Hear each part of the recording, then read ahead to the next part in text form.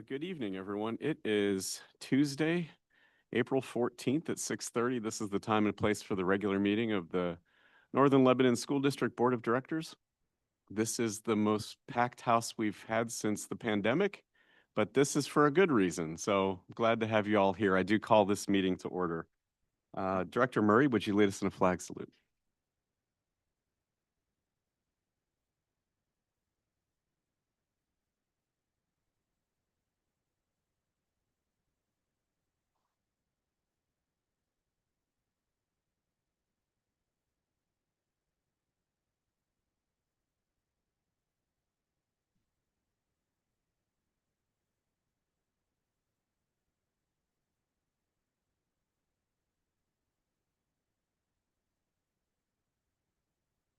Great, thank you.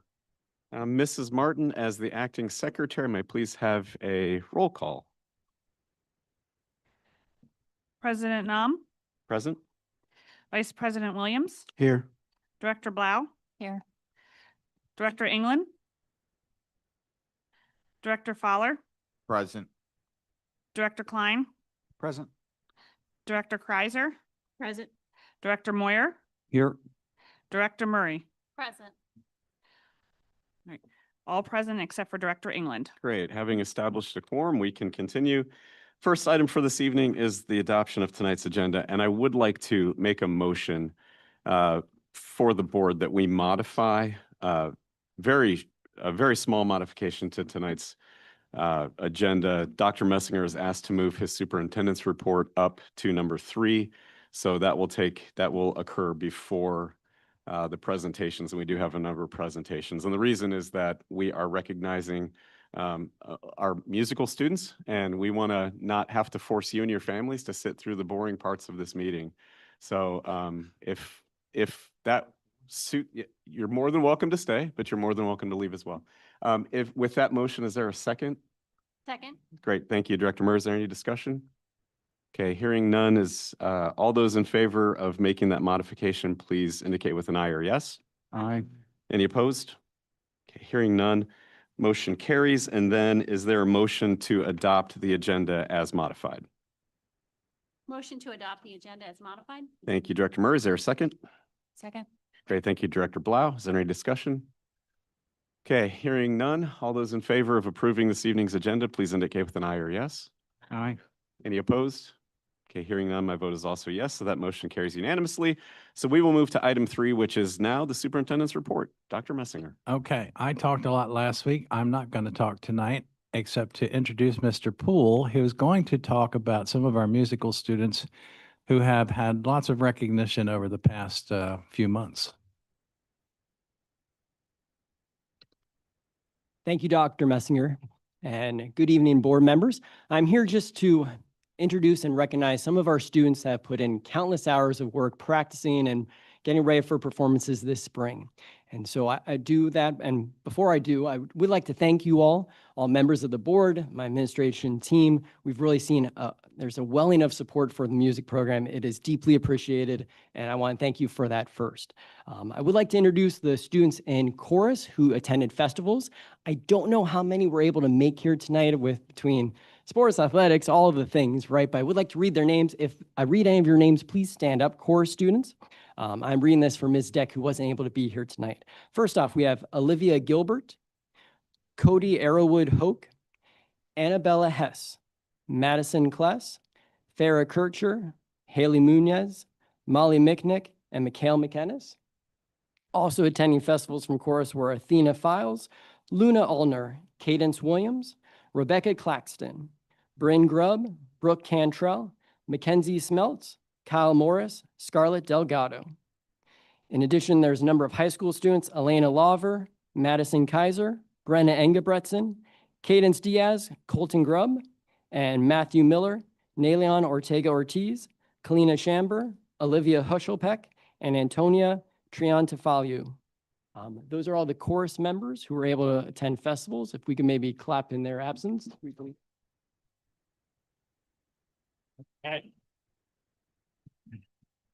Thank you. I have a number of band students then behind me, and I would like to recognize them and have them, if you could just stand up as I call your name, and then we can maybe recognize everyone at the end.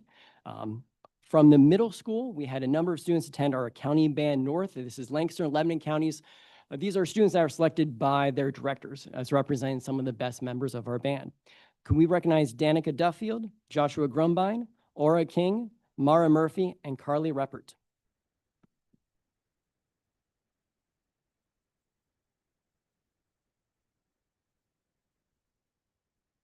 Next, attending Lebanon Valley College Honors Band. This is a 2-day festival, again, nominated by directors from people all over the surrounding counties. I'd like to recognize Liam Bragg, Braden Marburger, and Max Marburger.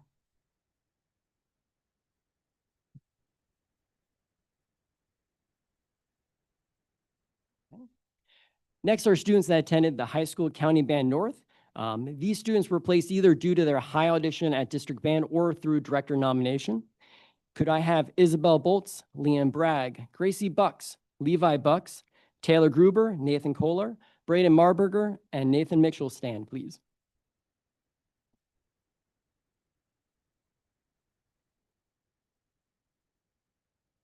We had a great year. I have to go on to the second page. Next is a group of students who went to high school county orchestra. So we actually don't teach orchestra regularly, but this student is a high enough and good enough clarinet player that he was placed there. So I'd just like to recognize Nathan Kohler. Not here. Okay, well, he did great. He did great. My next group of students are district band students who qualified. They actually competed from students of 8 counties in the area, had to prepare 2 different pieces and scales and played, and performed well enough to actually join that band. So could I recognize Levi Bucks, Nathan Kohler, and Braden Marburger?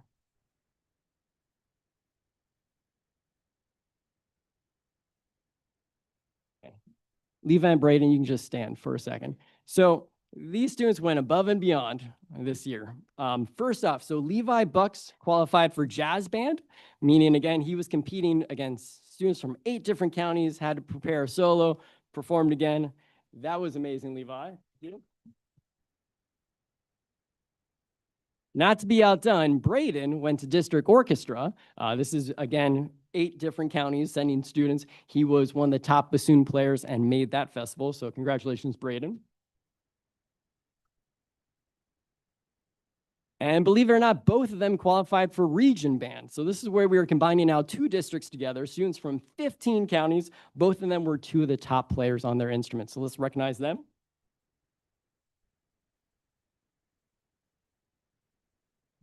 Wait, there's just a little bit more. So both of them are going to attend the All-State Festival. So literally what it says, students from around the entire state compete for this, and we have 2 of the best. First off, so Levi is going for jazz band. He is the #1 baritone sax player in the state. And then Braden is going as part of the concert band again on bassoon. So if we can recognize them, that's incredible.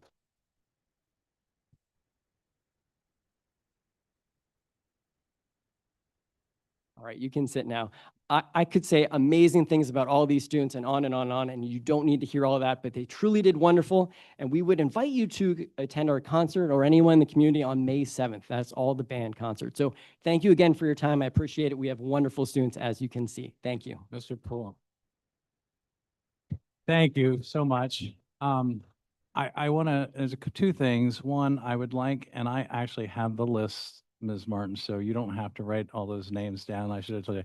I would like, with the permission of Director Nam and the rest of the board, to add their names to the minutes of the board agenda as recognition for them, with your permission. Is there any objection? Okay, hearing none, please. Okay, I will get that to you so you can put that in. And then we would like a picture, and this is where Director Nam's talked about, you may come back and you're welcome to stay for as long as you want. However, you also may sneak out once you're outside there. We're going to go outside. Ms. Bastek Jones is going to take a picture of you guys so that we can recognize you on social media as well. So thank you for coming.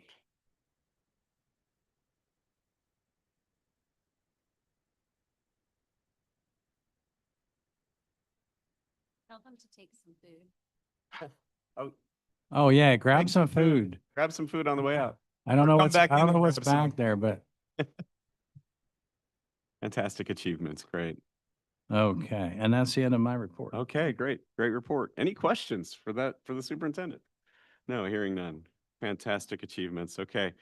We will move now to presentations, and I should note that I probably spoke a little carelessly. These are not boring presentations, but we did want to make sure that everyone had an opportunity to leave if they needed to. So we'll move to presentations. This is item 4 now of our agenda. The high school students of the month for April are Ruby Blecker and Isabella Ortiz. This award is sponsored jointly by the Fredericksburg and Jonestown Lions Club. Ruby or Isabella, are you here? No, neither. Okay. The middle school student of the month for April is Finley Banks. The Northern Lebanon County Rotary Club sponsors this award, and she will be recognized at a future Rotary Club meeting. Finley, is she here? Okay. All right, with that then, is Nathan. I don't see Nathan. Student Council, is there a representative from Student Council that's prepared to give a report? I think he had track tonight. Okay, I think he had a track meet, so very good. Then we will move to the FFA presentation. Dr. Okay. Bessinger, do you have any? Yeah, Yeah. Ms. Barr? Mrs. Barr? We got both of you tonight. Hello, board members. I am Lisa Boltz. I was your agriculture teacher that you hired last year. So this is my first year back at Northern Lebanon. I'm a Northern Lebanon alumni, and it's been a pleasure to be back. We've been up to some really cool things this year, and we just wanted to give you a rough overview report of what we have. We are a very student-led organization, so we want our officers, our senior officers, Haley, Brielle, and Alexis to be doing our presentation. And I failed to introduce, obviously you guys know well, my colleague, Mrs. Jennifer Balmer. One of the things in our agriculture department is that we absolutely enforce the 3-circle model of agriculture education. And a well-formed agriculture education program does not lack any of those 3. And that's one of the rigorous things we go through in our Chapter 339 approval, which we did so this year.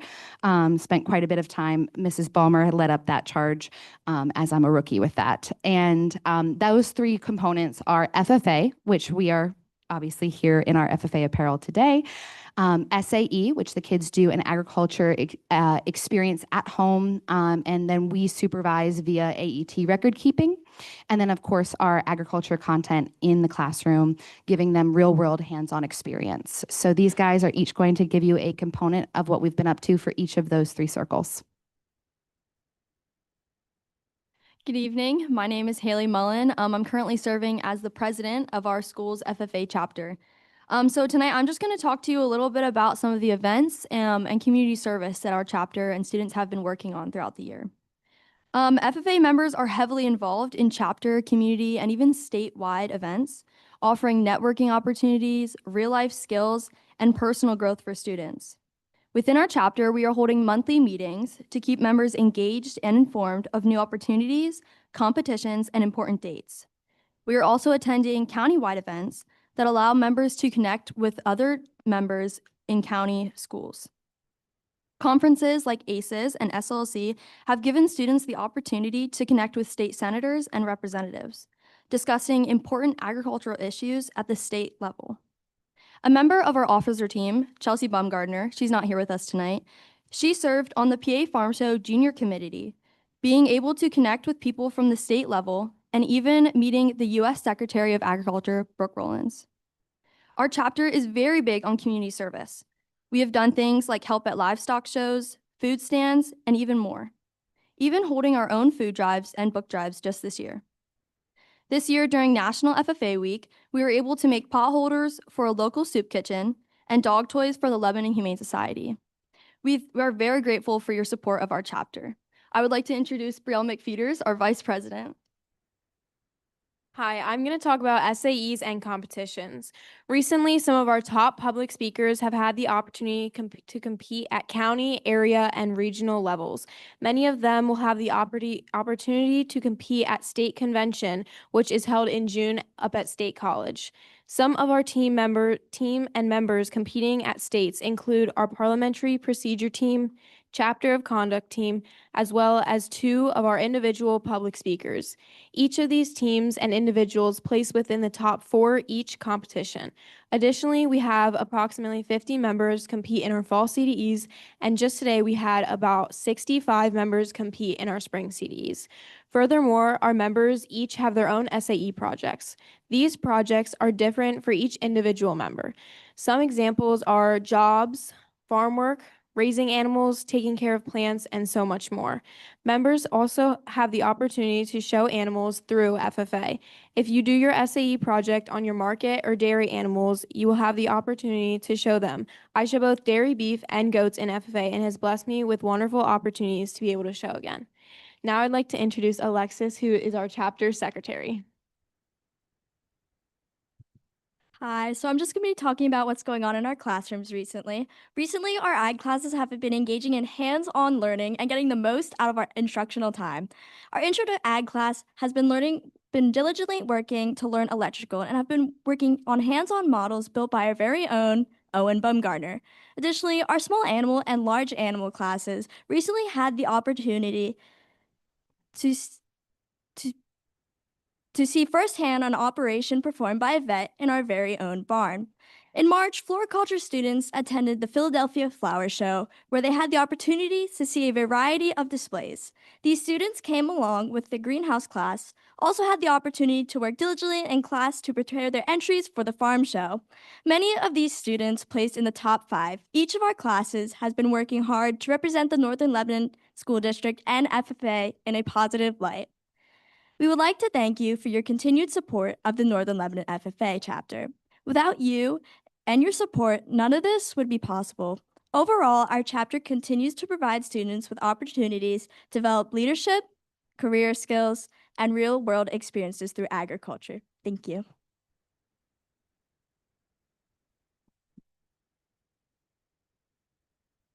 Before you guys sit down, I just want to say, Mrs. Bowles, Mrs. Bulmer, and Haley, Brielle, and Alexis, our FFA outshines much bigger schools all over the place. Our kids are fantastic. You two do a tremendous job with them. But the students should be, you take pride in what you do. We see that when we go to competitions. We see that when we have the banquet. And even just if you're down there, I mean, I get to enjoy the breakfast you guys make, and it's darn good. And just very, very impressed. And people everywhere. I go to places and people talk about our FFA. Just you guys do a fantastic job. Thank you for your hard work. Yes.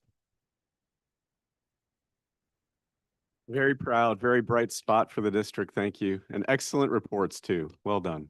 You may get food, and we'll grant you the same invitation to sneak out if you would like. Okay, that segues nicely into the next one. Dr. Messing, would you like to introduce? Yeah, I'm gonna let Miss Martin do do it, but I'll also briefly, so before I forget, thank you for the snacks tonight, for our audience and also for us. I appreciate that, nutrition group. But All right, tonight we have with us Nutrition Group. They operate our cafeterias for us. They're a food service company. And with us tonight, we have Krista, who is our regional manager, and Peter, who is our food service director here at Northern Lebanon. And he is new to the district as of January, and things have been going really well with him. He replaced, some of you might remember, Kelly. So we have Peter and Krista here with us tonight. Thank you, guys. Yes, good evening, and thank you for the opportunity to just kind of give you a recap and idea of what we've been doing this school year and what we're looking ahead for what remains just a couple of months left in the school year, hard to believe. And so what you have in front of you, I'll give you just a brief description of what we have. So the pulled pork slider, that's one of the popular, most favorite items of the students. It's a really delicious barbecue pulled pork on a slider bun. At lunch, we do serve 2 of them for the entree. In one of the small compartments, you have a new item this school year, which is our Mandarin Orange Chicken, which is part of our TNG Global and Take Nutrition, like an expedition, which is at the elementary schools trying to promote more global cuisine, which I'll talk a little bit more about. And then the broccoli salad, that is a longtime favorite, and that's one of the recipes that we offer to the elementary students during our Wellness Wednesday promotion. Boba lemonade is peach flavored, so we have a strawberry and a peach. That's an a la carte option at the high school level as well. And of course, please help yourself, anyone in the audience. We have some samples out on the table. So again, thank you for inviting us to come and present. So if you could go to the next slide, please.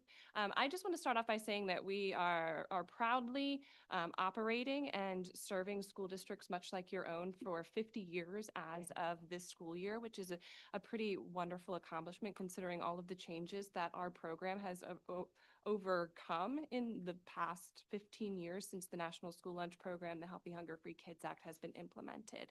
Next slide, please. Just to give you a quick idea of where we are standing in comparison to the budget for this school year, you can see that we are exceeding breakfast, lunch, and a la carte participation daily by pretty significant amounts across the board. And that is an attestation to all of the hard work of both Kelly and Peter and the teams in the kitchen. Next slide, please.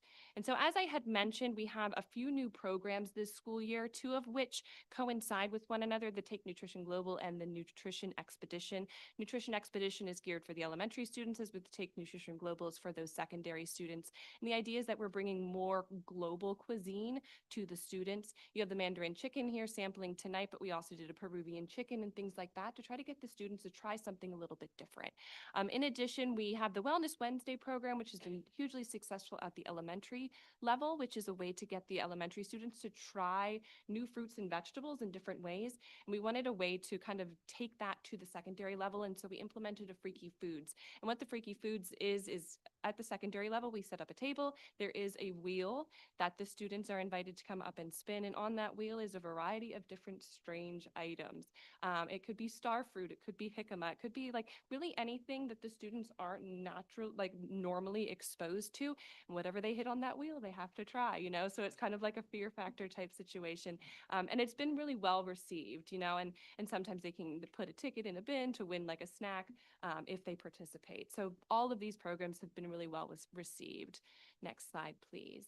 In addition to that, we really, especially towards the beginning of the school year, we really try to highlight as much fresh local produce as we can, and that's through our Farm to Fork program. A lot of times that comes in culmination with our harvest meal, which is what we kind of call our Thanksgiving meal, and so you'll see a lot of those local items being brought in for that. We also follow a lot of the PA Harvest of the Month items. This month is leafy greens, so you'll see on our salad bars, we're promoting a lot of leafy greens. Next month will be asparagus, and so we try to also stay on track with the PA Harvest of the Month as well. And now I'm going to turn it over to Peter for the next couple slides here. He's just going to highlight some of the promotions and some of the photographs that we have included here in the presentation of the events that we've done this school year thus far. Thank you, Krista. Good evening. So the first one, we're starting off with a fun one. This was done at the elementary school. This was, we had the book, If You Give a Pig a Pancake, and obviously you can see they turned a pancake into a pig face. And along with that, 5 students, if they happened to pick the lucky tray, they were then given a book as well. So these programs are all there to kind of generate a buzz and get some excitement in the cafeteria among the students. Here we're looking at how we vary our veggies. So here at the elementary school, you will see pre-portioned vegetables, fresh vegetables like baby carrots. You see broccoli, celery, green peppers, grape tomatoes, cucumbers. At the high school, you'll see in the food court the salad bar where it's all kind of laid out. In addition to that, other salads go with it as well. And then below that, you see the snack attack. That was something back in the holidays presented for the staff. And that was a kind of do-it-yourself kind of hot cocoa bar where you could add all kinds of goodies to it. Here we're looking at some of our featured faves, and we have a great team at the nutrition group as far as coming up with different recipes for us to try out and see how they work at the different schools. Here's some examples of those that we featured. You can also see the baby spinach with the fresh strawberries. And for St. Patrick's Day, you see that pizza, we kind of tried to make it look like a 4-leaf clover with the green peppers and the basil. When the cheese melts, it's not as effective, but we made an effort. All right, and here looking at Nutrition Expedition and Take Nutrition Global. Again, we're featuring cuisines from all over the world. Tomorrow at the high school, we will be doing chicken tikka masala. So we have decorations that we'll put up and really try to capture the culture and the essence. And it's a departure for the students when they walk in on those days. Again, trying to create a buzz and some excitement. And then catering. This is our chance to kind of show off a little bit. and do catering for student events, for teacher events, and try to give you that kind of five-star, well-presented food presentation. But also catering is the service as well. And that is if someone needs us to serve a meal over 3 different lunch periods, then that means we're making sure during each of those periods that we're restocking and making that buffet look just as fresh for the last group as it did for the first group. And that's something that we manage and make sure that that is happening.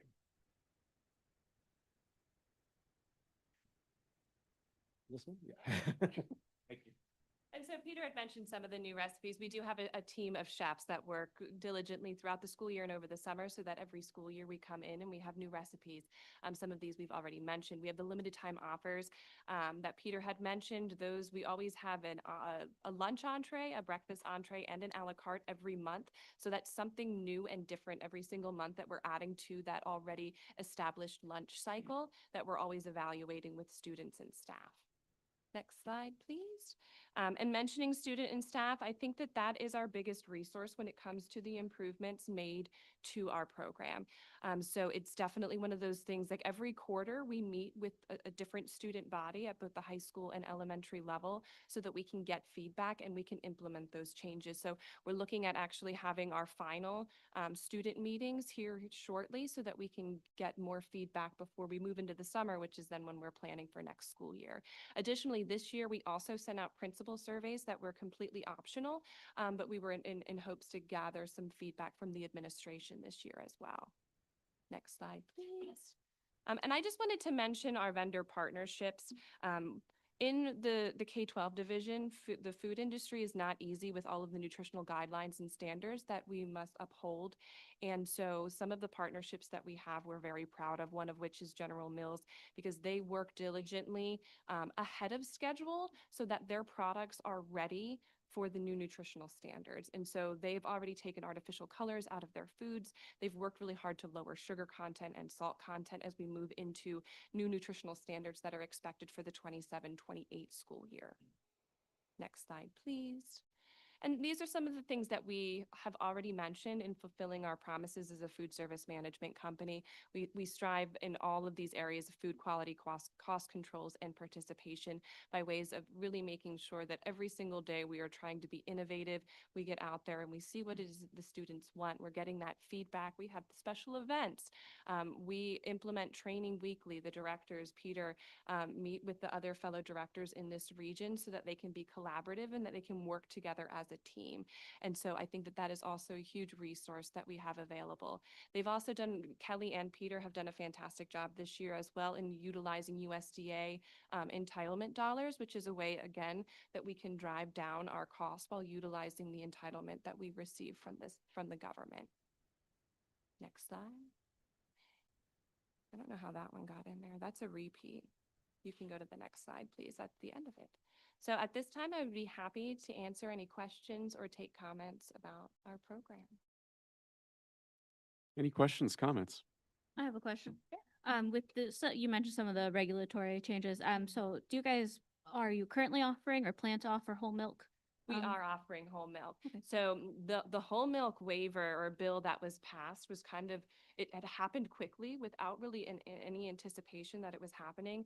And so it took a few weeks. I would say it was about 3.5 weeks until Swiss was prepared to produce that. And that's because there's only 2 manufacturers in the entire country that make the cartons for the milk. And so it was more or less they had the milk, but they didn't have the cartons to put it in the packaging. And so we had to wait for that. Unfortunately, because of the way that the bill was passed, we can only serve it at lunchtime. Mhm. And so I feel as though it's a missed opportunity because most of the time, the students that are drinking the white milk, it's at breakfast because that's when they're putting it on their cereal. So we have it available to the students at lunch, but at lunch, most of the time, the students are taking flavored milk. And the flavored milk that's whole doesn't meet the nutritional guidelines because the added sugars is too high. So right now we're limited to the white whole milk, and we're hoping that Swiss can drive down a little bit of that added sugar because right now the maximum added sugar for a cup of milk is 10 grams and the whole milk is at 11. So if they can just reformulate their recipe a little bit, we can start offering the whole flavored milks. And then I think that we'll have much more like participation with that at lunchtime. So that's where we're at with that. But yeah, we do have it available. Good question.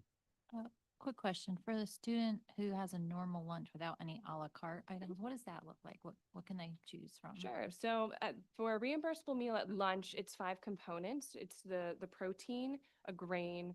At the high school level, it's 2 fruits and 2 vegetables, and a milk. At the elementary level, it's just 1 fruit and 2 vegetables. So in most cases, the way that we have the menu created, the entree already has the protein and the grain component. So whether it be rice with the Mandarin chicken or a cheeseburger, that already has 2 of the 5 required components.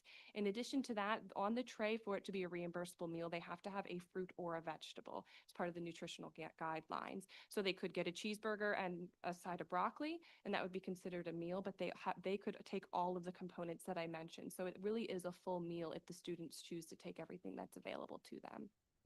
Thank you. Mhm. Anything else? Well, I would just like to say that I'm very excited about the global cuisine offerings.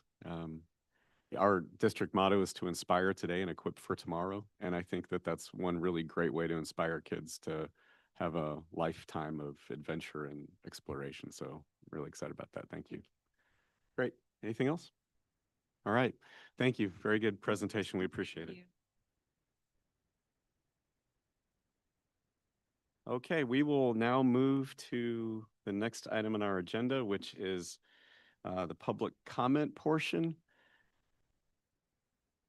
According to District Policy 903, all individuals wishing to participate in this open board meeting were asked to register their intent with the board secretary by 3 o'clock today. Participants must be recognized by the presiding officer and must preface their comments by an announcement of their name and group affiliation if applicable. Each statement made by a participant shall be limited to 4 minutes duration. As a courtesy, I will give 30-second notice when your time is about to expire. No participant may speak more than once on the same topic unless all others who wish to speak on that topic have been heard. All statements shall be directed to the presiding officer. No participant may address or question school directors individually. We did have 3 individuals that indicated an intent to offer public comment. I did connect with one. I understand that she is unable to make it tonight, so we'll just go in order of the requests as we receive them. The first one is Molly Lum. Mrs. Lum. And your time will start when you start. Wonderful. Thank you. Can you all hear me? Yes. All right. Good evening. My name is Molly Lum, and as I'm sure you recall, I'm in opposition of the 4.2% tax increase. I stand firm in this opinion as I truly believe this is possible if we cut some of the frivolous and unnecessary spending. One example being all the sport fields and courts being completed prior to buildings which you claim were in extreme disrepair. I can't help but think specifically that if you put off a $400,000 tennis court demolition, you'd have money for the first round of savings and then some for the CTC renovation, prioritizing your spending. I have been asking many questions as I am someone who wants to understand. I can't help but come to one big conclusion, one that I was not necessarily looking for, but that this board or maybe just the office is not as transparent as it claims to be. After my first meeting, I was invited to email any questions I had to the business office so I could get my facts straight, as I don't believe it was desired for me to do my own research, like going to Bethel Township for information. So I took advantage of that offer. The very next day, I sent in a handful of questions, and I didn't get the response I expected. All of my questions had been converted into right to knows and received a 30-day extension. No big deal. I'm familiar with the right to know process and the use of a 30-day extension. It was just odd as I was invited to email my questions in casually, and really the offer wasn't sincere. About a week later, I sent in a few more questions. Those were also converted into right to know requests and got a 30-day extension. This also had a formal note now that if I did not use the proper right to know form, all of my requests and questions would be denied. I found this interesting as, again, I was contacting the school in a way I was invited to do, and I had also noted with each email that if I needed to fill out a right to know request, I would do so, but I did not receive that direction after any of my initial emails. Because I was, in all honesty, getting a little frustrated with the 30-day extensions, I began to simplify my questions, some only requiring a one-word answer. My requests were all made separately, as I know some may need more time than others, but instead they were lumped together to come across as a larger volume, and I received yet another 30-day extension. Mind you, some examples of my questions were simply asking if Northern Lebanon applied for the DCED grant this year, a yes or no question, or if the tennis court project was approved in a previous budget or up for approval in this budget, a simple answer. So as I understand there's a time and a place for a 30-day extension, I believe the Northern Lebanon Business Office is grossly misusing that feature. There have been a handful of items I received regarding my right to know that have only caused me to have more questions. However, I am unable to easily get clarification. If I send a follow-up email, I typically get zero response. The only responses I get are if I pursue a right to know, and then naturally I get another 30-day extension. In my experience, this does not scream transparency, it screams the opposite. I was curious how the COVID money was spent because I was told by this board and office that the school could not use it to repair or replace their HVAC system. I find this quite odd as improved ventilation was one of the biggest suggestions for this relief money, and I can think of countless other entities that use the money for this. Even reading the documents on the U.S. Department of Treasury's website, ventilation was outlined as a specific example. So I did a right to know request for the documentation where it stated you could not use that, as it doesn't make sense to me. I still have a 30-day extension out on that one. Sidewalks also could have been completed with these funds, and yet Airport Road is still not finished. It strikes me odd that a majority of the money was spent on salaries. Maybe you have a great reason for that. Again, I'm waiting on a 30-day extension for that answer. It just feels the money was not put to the best use. I apologize if I speak around this email or this point that I have. I was going to bring up emails that I had requested that were sent to Matthew Mack, the Bethel Township engineer, and the response that I had gotten, as I feel it did not answer my 30 question. seconds. And I did send that question for clarification back on April 2nd. I will say Ms. Martin did just email me at 6:12 p.m. before this meeting. So I don't really want to bring up that paragraph as technically I got a response. However, I'm not prepared and can't do research on it as I just got it right before this meeting. I do want to learn, I want to understand, and I want to see your side. That was my goal in asking questions. But instead, I am further from your stance of transparency and the need for a 4.2% increase. Thank you for your time. Great, thank you. Okay, next public comment, Christina Ingram.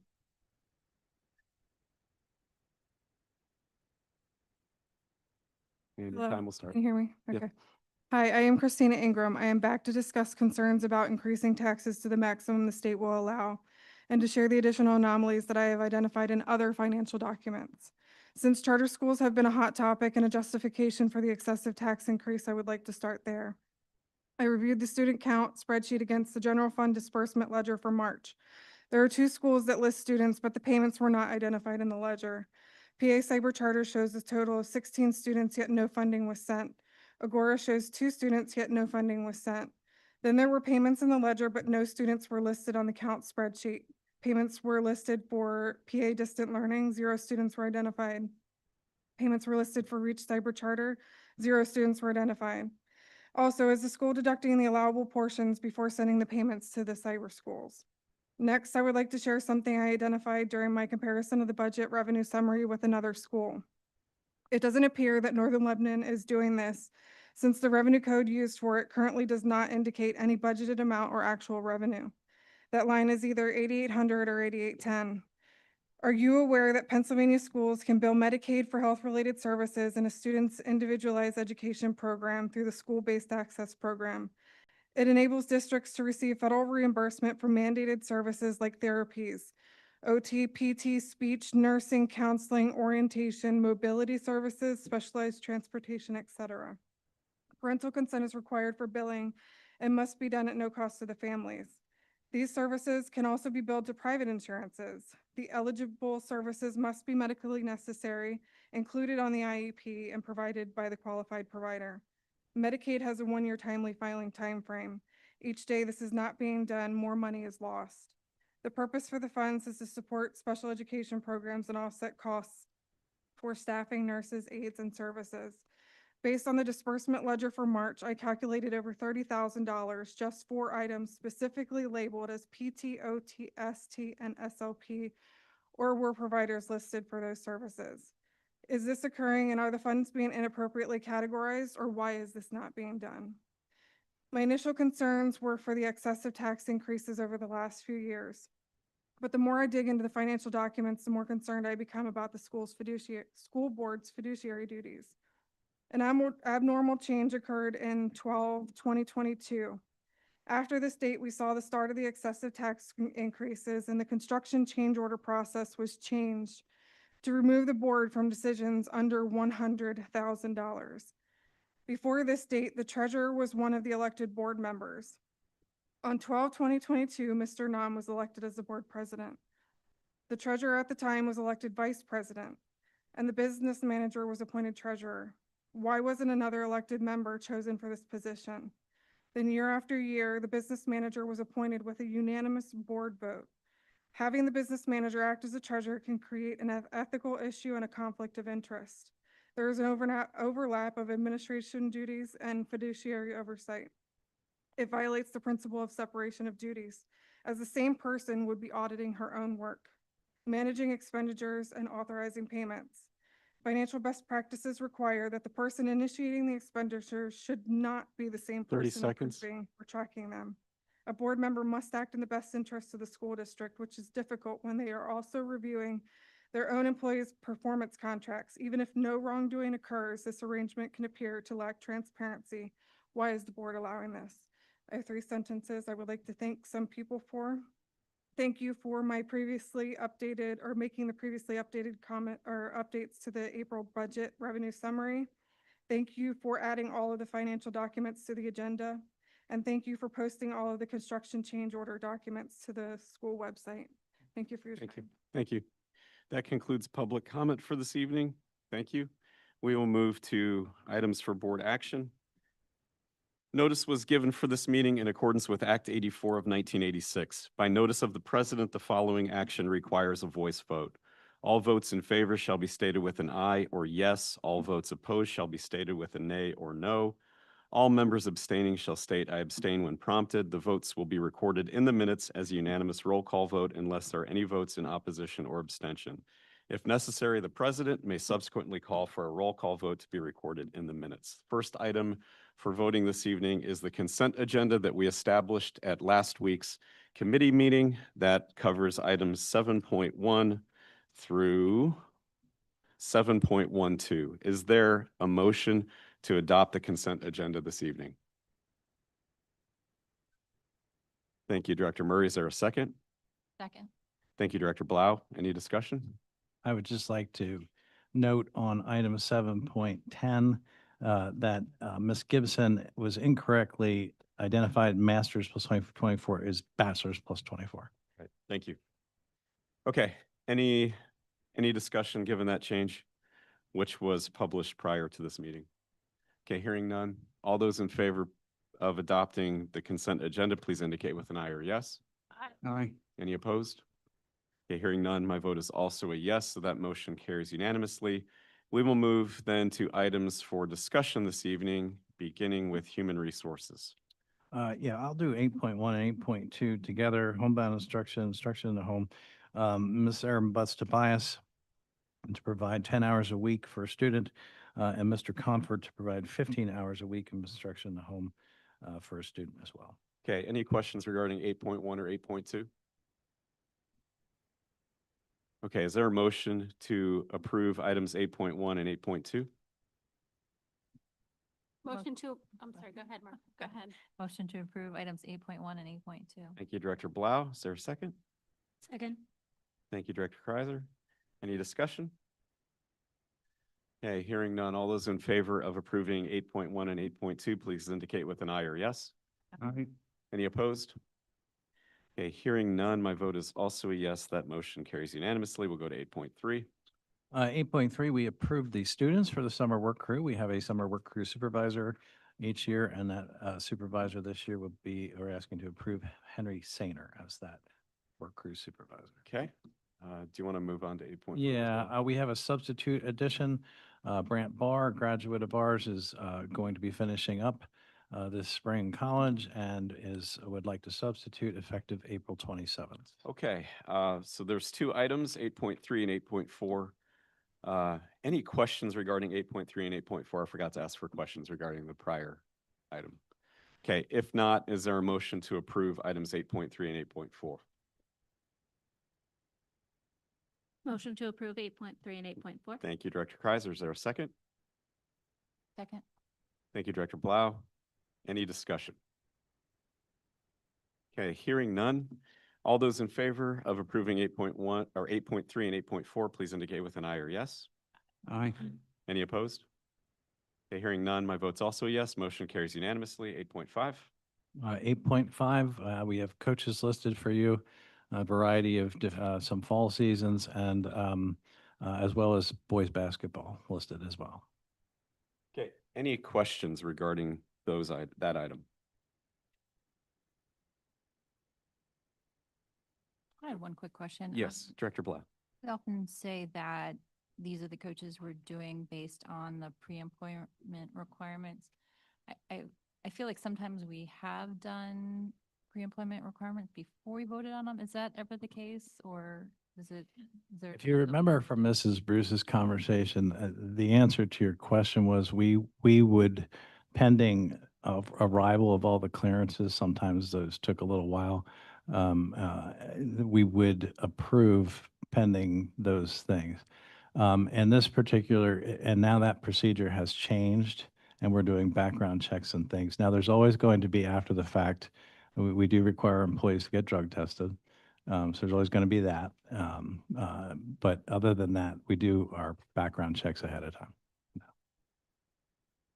Okay, any other questions? Okay, is there a motion to approve item 8.5?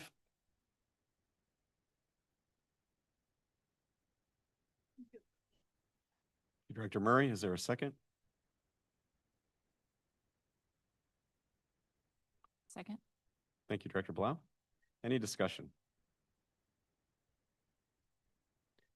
Okay, if there's no discussion, all those in favor of approving 8.5, please indicate with an aye or yes. Any opposed?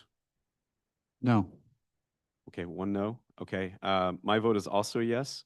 So hearing only one no, I believe that motion carries. Is there any desire for a roll call vote by any member of the board? Okay, hearing none, that motion carries then. I would like to welcome Mr. Scott Ativo back in the back, the tall guy, who will be taking, he is from Elko, which bothers me, but, okay, all right. He will be taking over as head men's basketball coach, so welcome. Thank you for sitting through all the stuff tonight. Appreciate you staying for that. You're a Viking now. All right. Great. 8.6 is our extended school year staff that we have each year. Okay, any questions regarding 8.6? Is there a motion to approve item 8.6? Motion to approve 8.6? Thank you, Director Kreiser. Second. Second. Thank you, Director Blau. Any discussion? Okay, all those in favor of approving 8.6, please indicate with an aye or yes. Aye. Any opposed? Okay, hearing none, my vote is also a yes, so that motion carries unanimously. And 8.7. Yes, we have a staff member with a health need for some unpaid leave. Okay, any questions?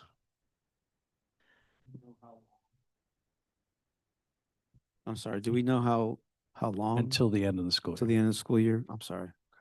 Okay, is there a motion to approve 8.7?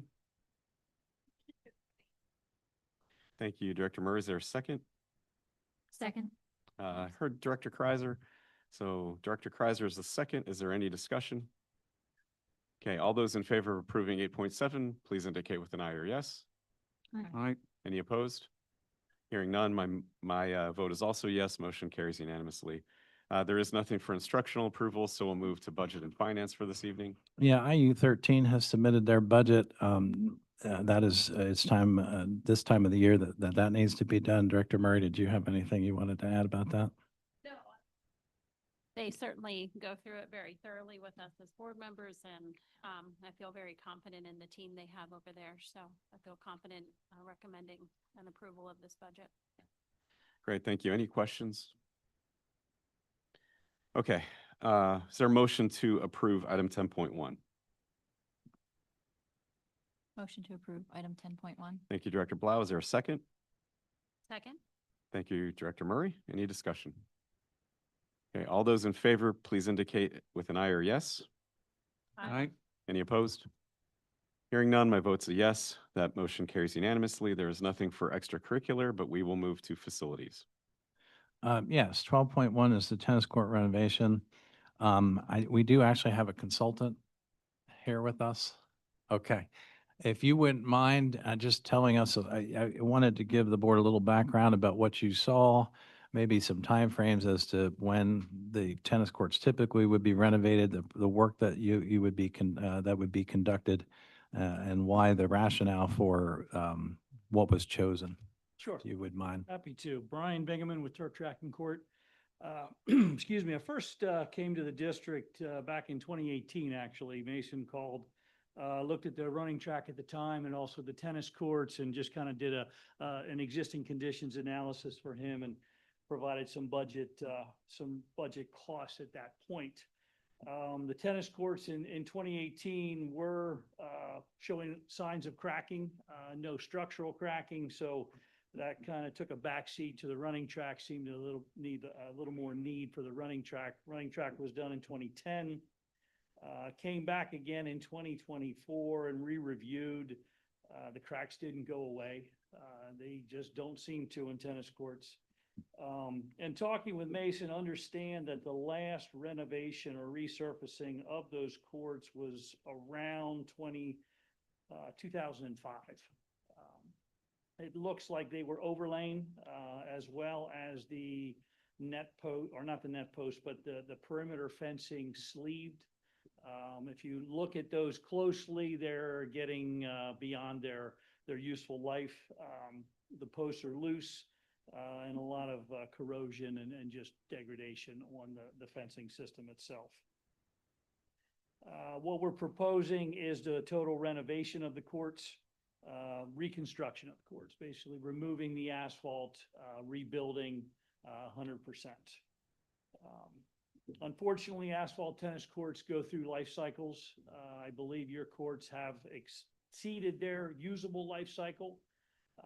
Typically, from a resurfacing standpoint, just the acrylics themselves, you want to do that every roughly 10 to 12 years because of the surfacing material. You add sand to that acrylic for traction, slowing the game down. Your courts don't have any sand on the surface anymore. They've definitely expended their usable life. So that's why we were recommending replacing the courts in kind. Thank you. Questions? Is it your belief that it's the best practice at this point to replace it rather than to resurface it? Yes, yes. You're at a point where I think you living on borrowed time with the cracks. They'll just continue to reflect no matter what you would do. With a totally rebuilt tennis court, what would you expect to be the time frame for having to renovate it or replace it again? Replacing, you're probably in a 30+ year. Okay. Again, you probably should be resurfacing it every 10 to 12 years to keep the play surface where the players want the surface to be with the roughness coefficients. So even if we thought resurfacing was an option, we'd have to do it again in about 10 years. Yes. Okay, thank you. Any other questions? How does the cost compare between resurfacing and doing a complete demolition and rebuild? Depending on where you're at now with the number of cracks, you can't just paint over top of the cracks. You actually use, and I like to use an analogy of drywall tape. But as those cracks expand, it'll just break the tape. But with that, you would probably be at 2/3 the cost of a total reno. Okay, any other questions? Do we know how many athletes actually use our tennis courts? We have a boys team and a girls team. I don't know the number of students that are on each team, Yeah. but Do we have a full team? I know previous years, we haven't even had a full tennis. I don't know the answer to that. I had one other comment. I don't know if this is feasible or not, but I know we have our contingency plan and I was just seeing the numbers today. And there's some money left over in that. Is that something we can use? Maybe not go the full amount. $500,000 sounds kind of high, but use some of the contingency to do part of it or give us a couple more years. When you say contingency, what do you mean? For our construction fund. This There is was coming like- out of the construction fund. This is out of the designated No, it's fund coming balance. out capital projects. Capital projects fund. Or isn't Yeah. that different, the contingency versus the capital projects? The contingency fund would be what was built into the budget for the high school or the elementary construction. Right. So, I mean, those funds are still ours. What we don't use for them are still going to be in the construction fund. And we were going to cover this next week in the budget presentation, but at the end of the construction, I was going to have it that we recommend, because we have some rules with the bond money and everything, but that the money that's left over, that we put it all into a fund for capital projects. So that if there's anything remaining there, it will be moved over into the capital projects fund. But at the end of the day, it's all Northern Ireland School District money. So Right, I just I'm just trying confused to with what you're find- asking.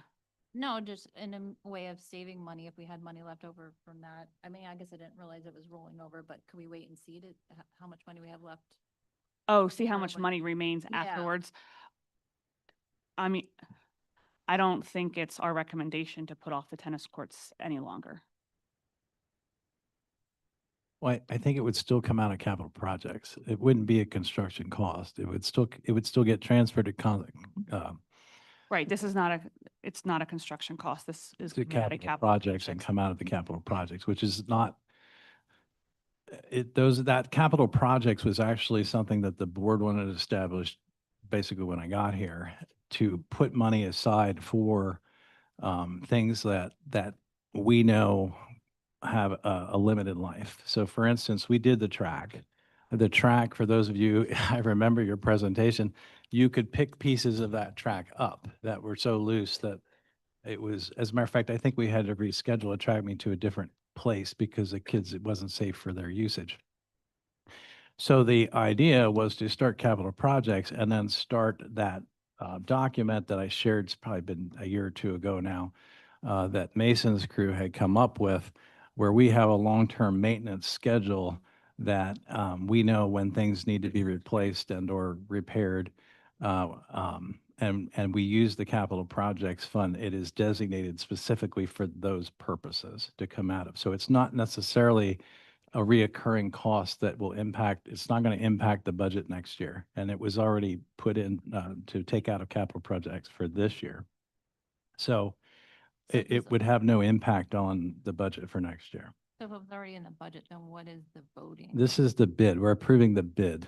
Okay, have we gotten more than one? Yes. It's 3. This is the lowest. Okay, the numbers I saw was one large one for completely renovating it, and then I thought there was like resurfacing. Yes, that's what he talked about, that yes, different companies put bids in. And yes, we went with the reconstruction versus the resurfacing due to the condition of the court at this point.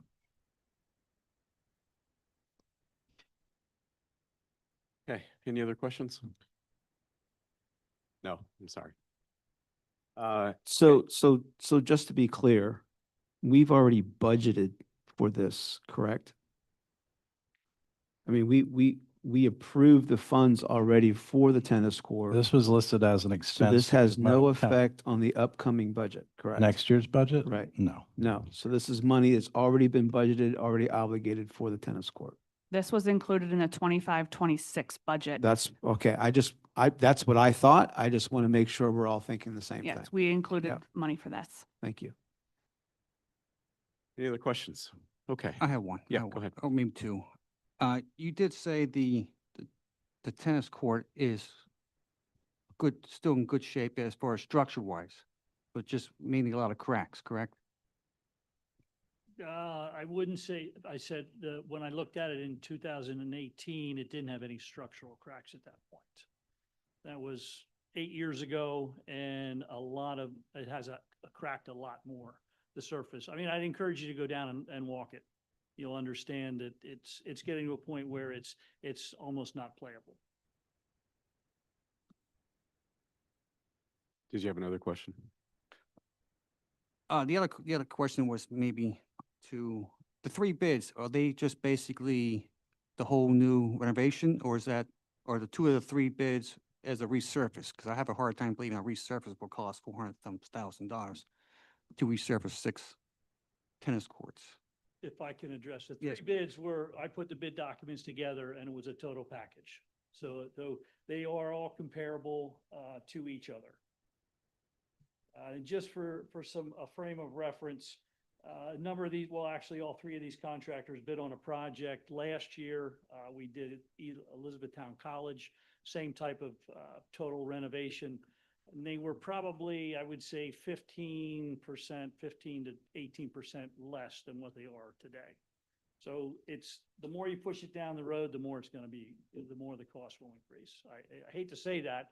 I understand, I'm a taxpayer too, but there's a point where, you know, the contractors will bid, and, you know, the numbers are all within, you know, relative range of each other. Was the amount we see today, is that the same amount that was in the budget? I don't remember the exact numbers. I don't remember anything being. close So to we that. used an estimate of $314,000 in the budget, and these amounts are higher than that.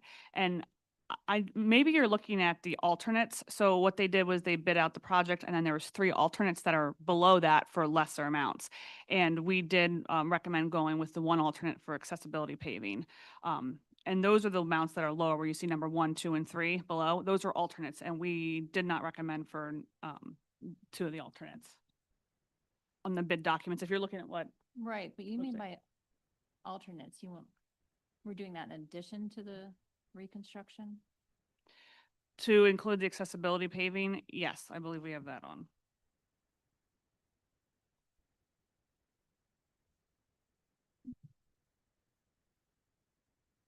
Okay. Is there a motion to approve item 12.1, which again is to approve the bid? This is not a motion to move forward with construction. It is to approve the bid. Is there a motion to approve 12.1? Well, this would move construction forward. Yes, correct. Yes, thank you. I motion to approve 12.1. Great. Thank you, Director Klein. Is there a second? Thank you, Director Murray. Okay, all those in favor, please indicate with an aye or yes. Oh, I'm sorry. Thank you. Thank you, Vice President. Any discussion? I just want to say, you know, we've already approved this. It's already built into the budget for this year for 25, 26 budget. So, you know, and the main, you know, the other thing I see is, you know, it's not just for student use, it's also community use. I know we have a lot of community members that play tennis. And so it is part of the community. It's something that the community use. And, you know, since we've already built this funding into the budget, I see no need to put it off down the road. We can't keep kicking this can. If we would have done it in 2008, we probably would have saved $200,000. But you know, here we are because it wasn't done back then. And so now we're pressed with the issue of getting it taken care of. So, and if, you know, we do it now, I don't think most of us might not be around the next time it needs to be replaced. So I think it'd be a good investment for the school and for the community. Yep. Thank you, Director Williams. Any other discussion? I would just add, not only community members, but phys ed classes as well, I'm sure use it. So it is used probably by every student in the district. Yeah. I just kind of look at it like, if you didn't approve the budget, then you weren't necessarily somebody that approved this large amount of money for the renovation of the tennis courts either. So that's how I look at it. So I would be a no vote, and that's the reason why. Okay. Other discussion? Just one more quick question. The additional funding for this, it'll still come out of the capital projects fund, since we didn't, you know, if the bids came in higher, right? Yes. And the capital projects fund is actually part of our general fund, which is part of our general fund budget. So any overage would impact that, or the amount that we would transfer over at the end or pull from it. So yes, you are correct. Any other discussion? Okay, I would just add, yes, the community uses this quite a bit. I live very close by and I see the community using it. I also think time is of the essence. We've got to get this done after the spring season and done over the summer so that it's ready for the fall athletes. And I just tend to think that the safety of the athletes and the competition that we're able to offer is paramount.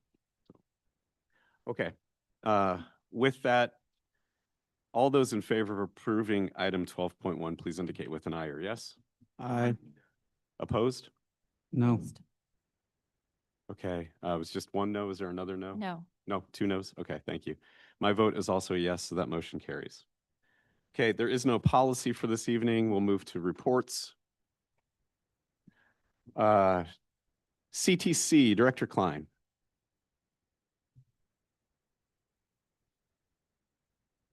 All right. At the last CTC meeting, Sorry. Sorry. Thank you for attending and thank you for your report. Appreciate it. Thank you. Okay. Sorry. all right, there's 3 items I'd like to bring to everybody's attention. First, the CTC this year is requesting a 3.72 increase. As in prior years, we will be asked to vote on this at an upcoming meeting. At this point, I'm supportive of the proposed increase. If anyone has questions, I'd be happy to answer in more detail, but please feel free to reach out. Second, I want to talk about the discussion around funding. There was a very nicely written Lebtown article on March 23rd, did a great job of summarizing the discussions. If board members, if you haven't got a chance, I'd check it out. A key point of that discussion was the proposed funding model, which would split costs 50-50 between the ADM model, which we currently use, and the STEB. I talked about STEB at one of our previous meetings. The STEB model is taking a look at each district's value, I guess, to put it in a nutshell. So currently, Lebanon's the only district that's opposing the 50-50 approach. At the last meeting, Lebanon's CTC representative read a statement indicating the district may need to withdraw from the CTC if the 50-50 model is adopted.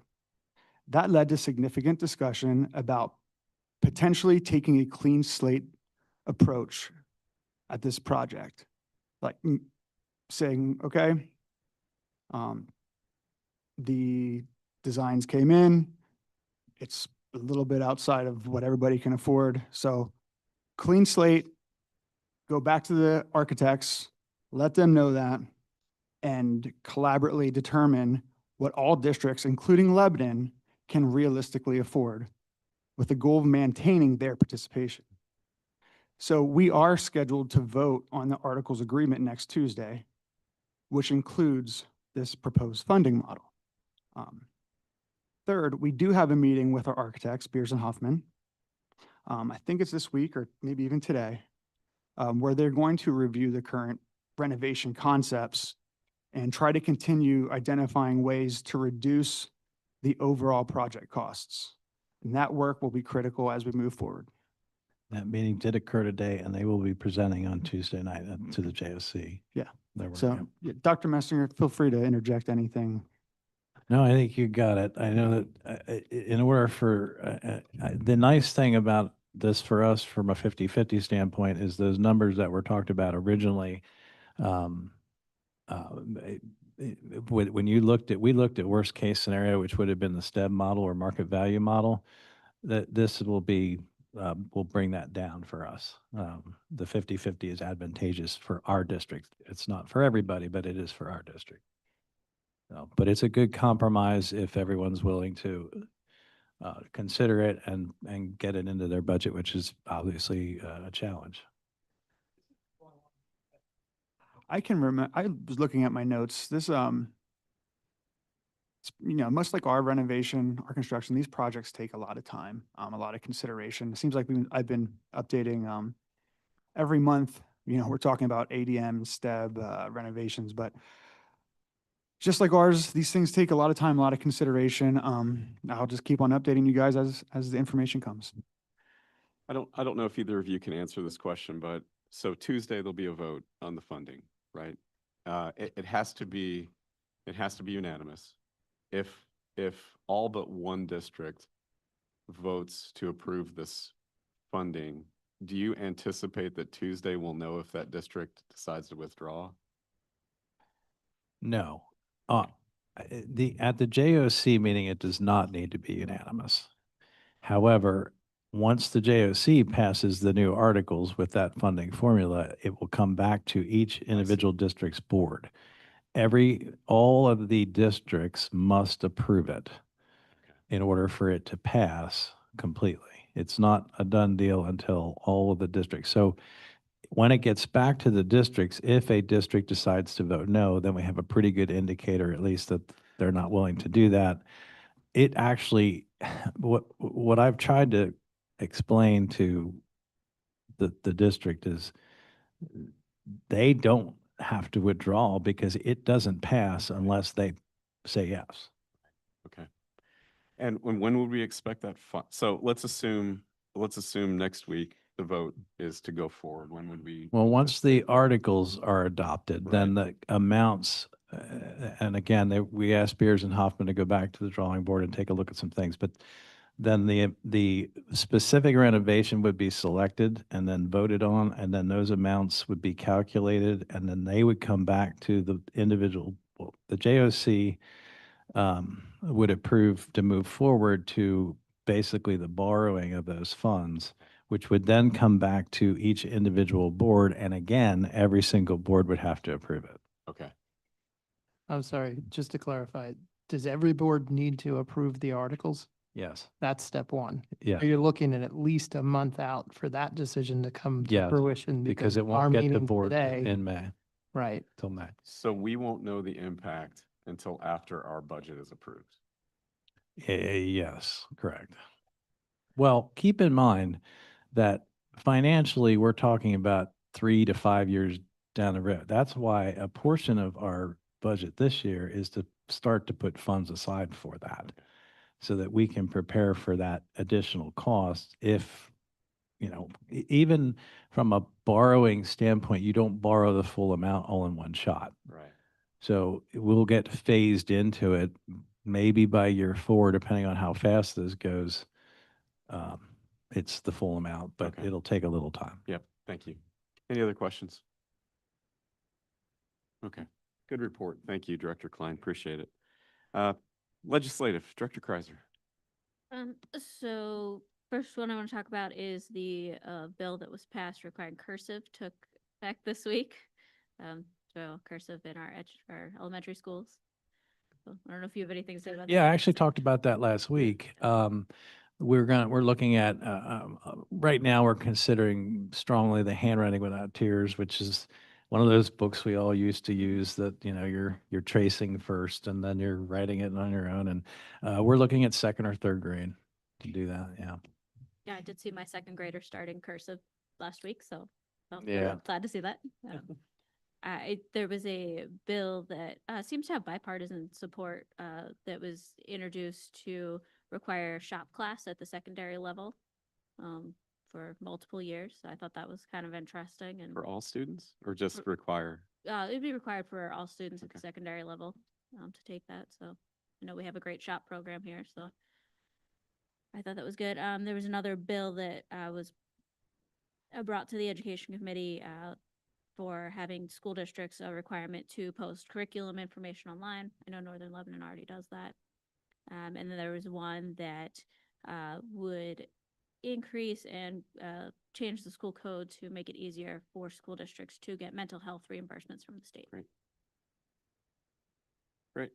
Thank you for that report. Regarding cursive, I happen to know that I think it's the National Archives is now paying people that can read cursive to go into old documents and interpret them. How because much? It's $1,500. It's like $1,500 to interpret an old document because no one can read cursive anymore. Yeah. Okay, great. Thank you for that report. Any questions for Director Kreiser? Okay. PSBA, Director Blau. I don't have anything Okay. today. Thank you. Great, thank you. IU 13, Director Murray. So at our last IU meeting, which was held in Lebanon County, which I'm always thankful for those 2 Lebanon County meetings that year. The rest of them are all in Lancaster. We were handed this hefty book of state mandates. Dr. Messinger does have it available electronically. So if you would like to review that, if you saw Dr. Messinger and I talking before the meeting, he was telling me that just a few short years ago, this was 75 pages. And 75 to 78 pages. And Yeah, I forget what you told me. Yeah. So in just a very short period of time, we just continued to add to these state mandates. And Dr. Reese, you look very depressed by that. So I don't envy you to have to continue to try to do those with lack of funding. So anyway, that is there if you would like to review that. On a more positive note, our last IU meeting, every IU meeting, they have a group of students that presents a little craft of some sort to the IU board members. And so I have all these little trinkets that I've gained because I can't throw anything away. So anyway, but this particular week, last week, they introduced us to Vibrant Prints. There's a brochure here. It's a group, they actually meet at Lebanon Valley College. And they do printing. They do prints for like candy bars and bridal showers and weddings. And the students were so excited about their mini business. And it was a joy to see what our IU is doing to help our students who have different abilities. So that was yeah, they were very excited about their business and they would love to make you anything. So yeah. Okay. So if you want more information, that's there. Great, thank you. Any questions? End of my report. Thank you. Okay, thank you. Before we move on, sorry, Director Fowler, before we move on, I did want to note in connection with both legislative and PSBA, I did get an email this week. Check your emails from PSBA, I think. They're asking for input from directors on legislative priorities. And we've talked about this in prior years that the PSBA legislative priorities tend to be far too long to get anything done. And this is our chance to identify the top 3 or 4 that we think are important. So please do look at your email, give an indication. I was able to state, the ones that I think are most important: property tax reform, charter school funding reform, forget the other ones, I think athletics, some other things. So it gives a good opportunity to do that. So please do check your email. Okay. Change order committee, Director Fowler. No report. Thank you. End of my report. Great, thank you. Excellent report. All right, item 15, dates to remember. Anything, Dr. Messinger, do you want to draw our attention to? It's the month of April and May, which a lot of appreciation days, teacher appreciation, National School Nurse Administrative Professional, school bus drivers. So we'll be celebrating that, and while we're doing that, we'll be testing. Okay, great. Is there a motion to adjourn this evening's meeting? Motion to adjourn? Thank you, Dr. Murray. Is there a second? Second. Thank you. Any discussion? Hearing none, all those in favor, please indicate with an aye or yes. All right, motion carries. This meeting is adjourned. Thank you. I don't know.